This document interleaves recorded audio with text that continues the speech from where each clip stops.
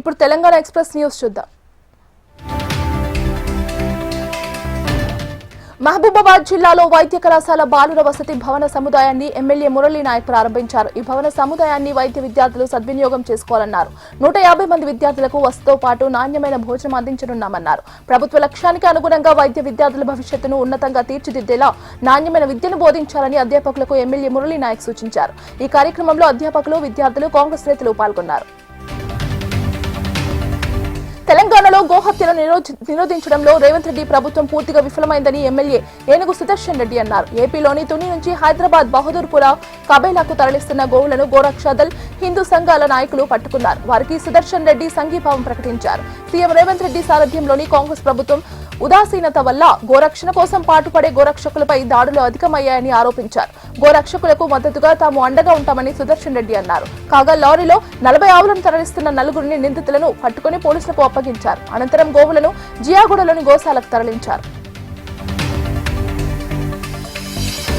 మేడ్చల్ జిల్లా దమ్మాయిగూడలోని శ్రీ ఆదిత్య ఆసుపత్రిలో దారుణం జరిగింది. వైద్య కోసం వచ్చిన వ్యక్తి కొద్దిసేపటిలో శవంగా మారాడు. వీరారెడ్డిపల్లి గ్రామానికి చెందిన గోవర్ధన్ రావు గత కొద్ది రోజులుగా తీవ్ర జ్వరంతో బాధపడుతున్నట్లు కుటుంబ సభ్యులు తెలిపారు. ఆసుపత్రికి స్వయంగా నడుచుకుంటూ వచ్చిన గోవర్ధన్ రావు కొన్ని గంటల్లోనే మృతి చెందాడు. వైద్యుల నిర్లక్ష్యం కారణంగానే గోవర్ధన్ రావు మృతి చెందాడని కుటుంబ సభ్యులు ఆరోపించారు. ఘటనపై పోలీసులు కేసు నమోదు చేసుకుని దర్యాప్తు చేపట్టారు.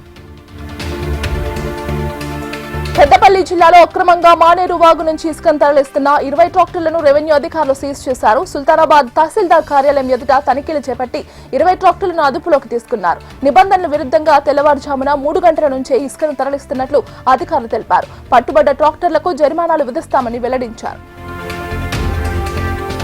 ఆదివాసీల హక్కుల కోసం బ్రిటిష్ ప్రభుత్వానికి వ్యతిరేకంగా భగవాన్ బిర్సా ముండా పోరాటం చేస్తారని కలెక్టర్ రాజశ్రీ షా అన్నారు. ఆదిలాబాద్ జిల్లాలో బిర్సా ముండా జయంతిని అధికారికంగా నిర్వహించారు. కలెక్టర్ బిర్సా ముండా విగ్రహానికి పూలమాలలు వేసి నివాళులర్పించారు. ఆదివాసీలతో కలిసి కలెక్టర్ నృత్యం చేశారు. ఆదివాసీల అభివృద్ధి కోసం ప్రభుత్వాలు కృషి చేస్తున్నాయన్నారు. నెల్లూరు జిల్లా ఉదయగిరిలోని బీసీ కాలనీలో భారీ చోరీ కలకలం రేపింది. గుర్తు తెలియని వ్యక్తులు తాళం వేసి ఉన్న ఇంట్లో చోరీకి పాల్పడ్డారు.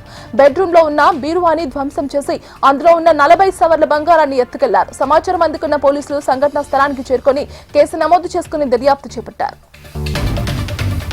హైదరాబాద్ జూబ్లీ హిల్స్ లో అర్ధరాత్రి కారు బీభత్సం సృష్టించింది. ఓ యువతి మద్యం మత్తులో డ్రైవింగ్ చేస్తూ విద్యుత్ స్తంభం దిమ్మెను ఢీకొట్టింది. దీంతో కారు అదుపు తప్పి పల్టీలు కొట్టింది. కారులోని డ్రైవింగ్ సీట్ లో ఇరుక్కొని గాయపడ్డ యువతిని కారు అద్దాలు పగలగొట్టి స్థానికులు బయటకు తీశారు.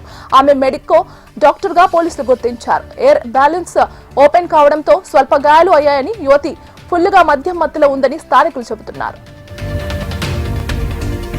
ఖమ్మం జిల్లా వైరా మండలంలోని పుణ్యాపురంలో విషాదం జరిగింది. పంట పొలంలో ట్రాక్టర్ రోటోవేటర్ తో దున్నుతుండగా ట్రాక్టర్ పై కూర్చున్న యువకుడు చిర్రా హరీష్ ప్రమాదవశాత్తు జారిపడి అక్కడికక్కడే మృతి చెందాడు.